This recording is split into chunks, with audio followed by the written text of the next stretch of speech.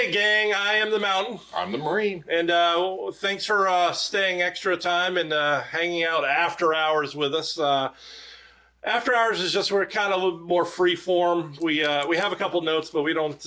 We just kind of talk about whatever comes to our adolescent brains, and it's a little more relaxed. 13 fucking seconds. That's all I got to say. Okay. Go Bills. Oh, Jesus. Okay. Yeah, they could have played better defense, but anyway, he's still traumatized. As you know, if you've watched this podcast before, and if not, you might as well know it now. He's kind of a Bills fan, but a little bit. him and like 10,000 other people.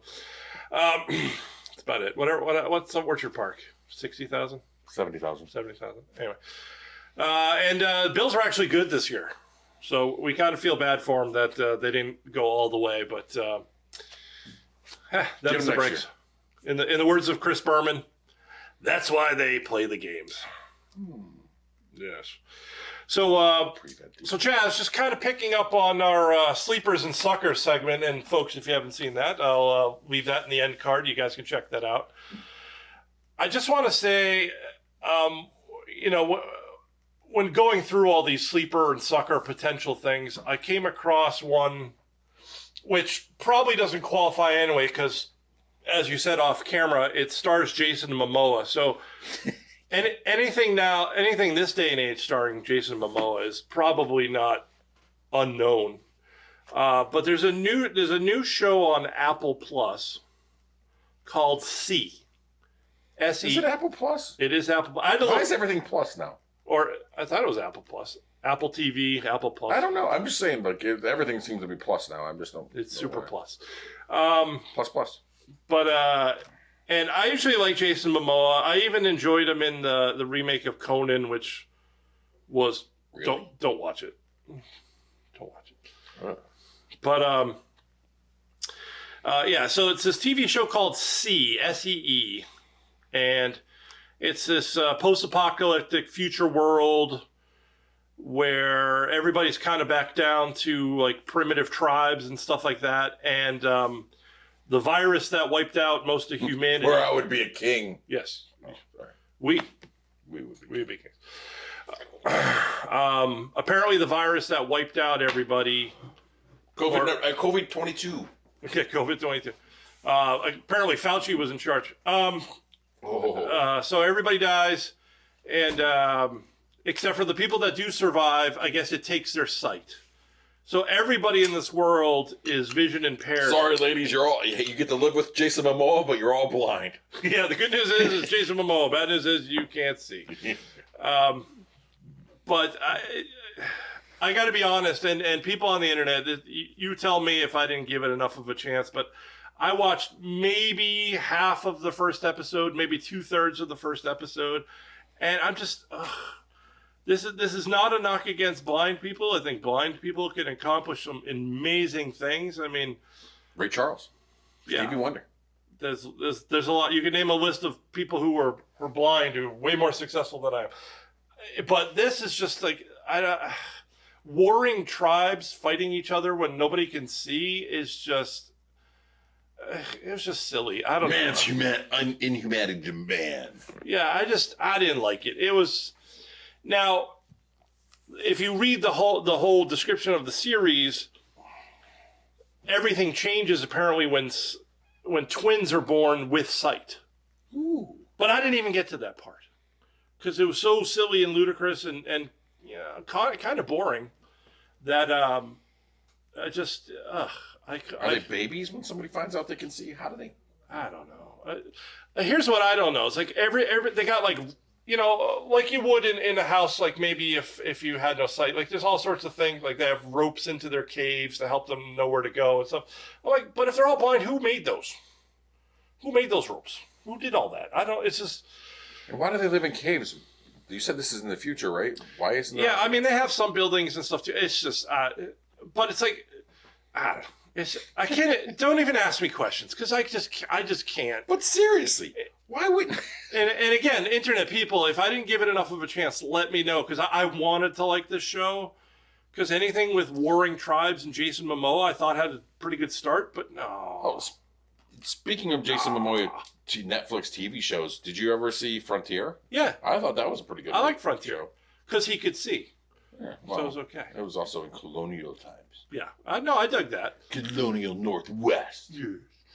Here's what this beavers. There's a lot of. I liked it because there's a lot of beavers in it. A lot of. How did I not see that coming? All right, touche. I'll give you that one.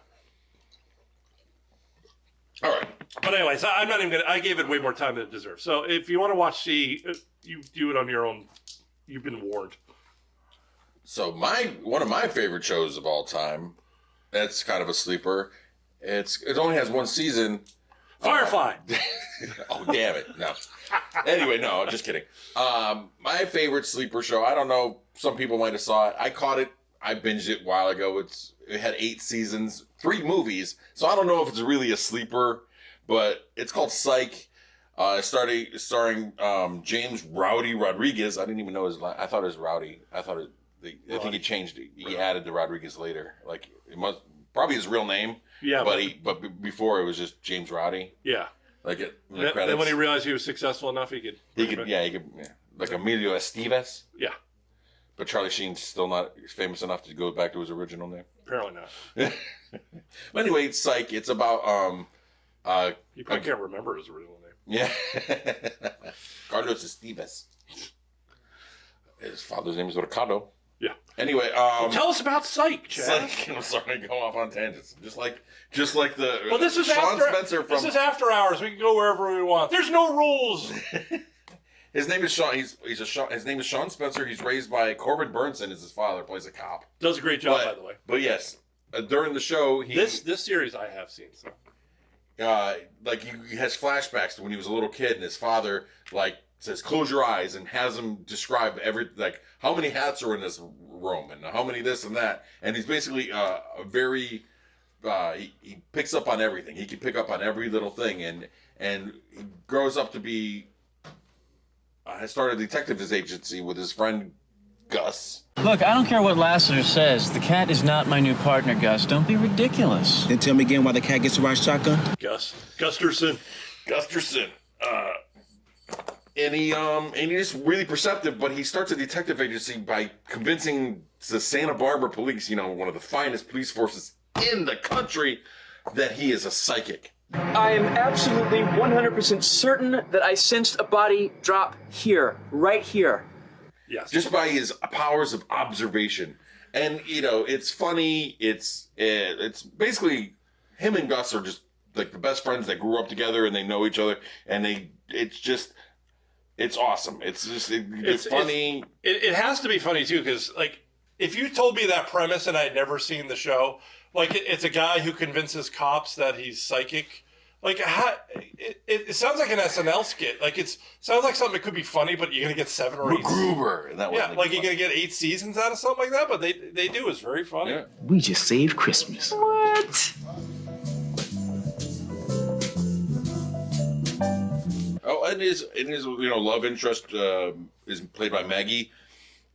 Maggie Lawson plays Juliet O'Hare. She's very pretty, and I thought she hasn't been used in enough things. I thought she's very talented. No, she's good. Well, maybe she made enough off. Well, Psych had 8 seasons and 3 movies. Maybe she made enough. Yeah, it's like I'm good. She's good. No, it was very good. Very good. That's my favorite. Psych was a good one. Obviously not a sleeper, but we're not in the sleeper segment anymore, so yeah, we can do whatever we want. But other shows I really like. I don't know what. I saw a preview for 911. Reno 911? No. Oh. Just 911. It's a TV show on, I don't know what I watch it on Hulu. But it's just a show about, the 911 operator. First responders. Yeah. First responders. Love our first responders. But apparently they all are hot. Yeah, funny that way. No. Actually, 911 isn't that way. Like Chicago Fire and all those shows have all the hot people. There are some... They run in slow motion a lot. Yes. But 911, I really... I don't know. It's just one of those... everything goes bad. Like they've had every natural disaster. I'm surprised a blizzard hasn't hit Los Angeles at this point. But It's coming next season. No, actually, they did that in 911 Lone Star, which is absolutely atrocious, absolutely horrible. All right, so 911 good, 911 Lone Star bad. All Oh right, my good. God. Good, subtle but important distinction. That's good. Oh, that one just starts out with Rob Lowe as a New York firefighter, and it's just like they threw. Does he stop and do an Atkins commercial in the beginning, or? He does like a hair product commercial, like part of it, it's just the premise is he was involved in 9/11. He was a firefighter. Now he's a captain. He rebuilt like one of the firehouses from 9/11, and I'm doing Bob Dole, or No, you'd have to pin it to you something. Troy Aikman. Then Yeah. Okay. okay, didn't do enough coke. We don't have a telestrator. So, but Rob, this one is really bad. Wait. Like. Oh, we do have a telestrator. Hold on. All right, go ahead. Rob Lowe, like he played 9/11, and you think he'd be this, but he's apparently a firefighter that cares more about hair products than actual safety equipment, because he talks about hair products more than it's like okay. And then there's a big fire that kills a bunch of firemen in Texas, hence the name Lone Star. And beyond Named after the Lone Star State. yes, and then you got Nailed it. what's her name? The chick from Aerosmith's daughter. Liv Tyler. Liv Tyler's in it. Oh, all right. And she plays a paramedic in it. She's I would be sick every week. I'd break my leg. Yeah. But anyway, he goes down there to start this new fire department, and basically it was just like a woke commercial. Being inclusive, I totally agree with it. I like include people naturally, but he was like, oh, you're a transgender guy, and we'll make you this firefighter, and you're big and tough, Well, and you're this, and I kind of agree with you're what that. But they did no. They literally checked it. They literally had the box. They were checking out the boxes. There was her son's gay. I don't care. I really don't care. But I think it's not. It's more pandering than genuine desire to have those people in there. Yeah. It was just like, okay, we're gonna put these people on the show so everybody will watch. No, it's bullshit. It's more. I think that's more racist and sexist and whatever than to say you get the job because you fit into this category. No, I agree with you. It was horrible. It was What did horrible. anybody- But on top of that, okay, I got past that, and then it was just bad writing. Yeah. It was just horrible writing. And it was just like Rob Lowe talking to the transgender black man about skin products. First of all, your skin isn't the same. No matter what, you're a lily white man. He's a black man.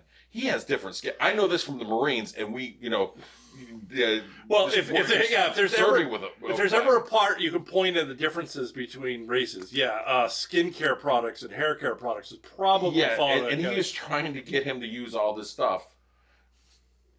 And I'm like, I'm the first person to point out, okay, this guy is not really a Marine because he's got all this stuff wrong. But I can tell you from serving with a black man that his skin is not the same as mine. We have different products that we'd have to use to get the same effect. It was just ridiculous. And that's actually the part that really turned me off of the movie or show. Yeah. I'm like, that's just stupid. Yeah. Like, well, that's part of the wokeness of the fact that the liberals want to talk so much that there's absolutely no difference between people, even genders. All genders are the same. All races are the same. There are differences. There's no better or worse, but there are differences, and to not acknowledge that is just silly, especially with skincare products. okay, I'm off script. Watch out. Do you? No. All right. Okay. I'm gonna tell you something right now, and this is what I'm calling this show is my new guilty pleasure, and I know they've just I don't know if they're in the process of filming or they just finished filming for season 3, and I'm like a giddy schoolgirl. I can't wait for it to come out. Dobie Gillis. No. If you told me ever in my life that one of my favorite shows would be about a bunch of girls, high school age girls, in the 1990s, set against the backdrop of English oppression of Ireland, I would call you nuts. It's just so disappointing, girls. I mean, threatening a first year. We didn't threaten her. We're not stupid. Big Mandy's her sister and she's half fucking gorilla. That's quite enough, Miss Mallon. Hey, shouldn't swear, Michelle, because when you swear Our Lady in Heaven, she cries her tears, then make rain. Isn't that right, Sister Michael? What age are you now, Orla? 15. Yeah, you might want to think about wising up. But it's true. It's like one of my favorite shows, and I don't care who knows it. What's it called? It's called Dairy Girls. It is. It's called Dairy Girls, and it's It's all from Derry, England. London Dairy. London Yep. Dairy. But they call it Dairy, but it's Londonderry, Ireland, not England, Ireland. No, sorry. No, I don't apologize to me. Apologize to the Irish because they take. You're Irish. I'm half Irish. All right. So, anyway, so Lisa. Don't know the geography though. Lisa McGee, who was the creator and writer of the show, grew up in this town of Derry, and so she really wanted to write something about it. And it's very much a kind of a silly coming of age story about this whole group of girls in Londonderry, Ireland, and they're kind of poor. They're just don't have a lot going on, but they still find themselves in a lot of crazy misadventures. When I woke up this morning, I had a feeling something terrible was going to happen, and also that essentially deep down, I'm quite an evil person. It's called a hangover, Claire. You'll be grand. And the writing is just hysterical. It's one of those shows that's just, it's always on. Like some shows are really funny, but it takes a while for jokes to develop, or it takes this big chunks in between. Like this show is just, I always feel like it's always on, and it's just, I can't say enough good things about it, and I recommend it wholeheartedly. Now, I will say this with a caveat: if you don't like that kind of crass British humor, like Monty Python kind of goofy stuff, this is like. The Irish take it to like the English are really crass and silly, and then the Irish take it just a wee bit further. What's going on? I don't know. But do you think if I told Tom I had an incendiary device around my knickers, he'd have a look? They do. And, I mean, like Chaz That's said... a racist accent, by the way. Like, Jesus Christ. Give me a good... I've never heard you do an Irish. Can you do it? You're half Irish. Can you do an Irish I accent? can't do an Irish... just being half Irish, everything I do is with an Irish accent. give me a beer, will you? That was Australian. Yeah, I'm an Irishman. That was Australian. I can't do it. But anyway... yes, all my Irish accents turn into Australian accents. But if you... Good day. What? That's not it. But if you like that crass kind of British style humor, and I think more of some of the older shows. Now I can't really speak to the newer shows, but if you like Blackadder, Monty Python, if you like slightly more recent shows like the IT Crowd or stuff like that. Have you ever seen that show, by the way? Mm-hmm. The IT Crowd. Oh my God, that one. I really have a problem with English. I can't get into like regular English. Don't even. Except for I'm watching Ghost. Dairy Girls is probably a stretch, but go start with the IT Crowd. Very funny, and it has an Irishman in it. It has an Irishman working in an English company. Ooh, does he sabotage it all the time? No, but he's in the IT department, so he eventually has a recording by the side of his desk. And every time they call, it just picks up and goes, "Did you try turning it off and on again?" That's like the first thing he says all the time. But as a matter of fact, that's what I matter of fact, after this, I know I've just been pumping up Dairy Girls, which I say go watch. But right after this, I'm going to make him go watch an episode of IT Crowd. Make sure I'm not insane.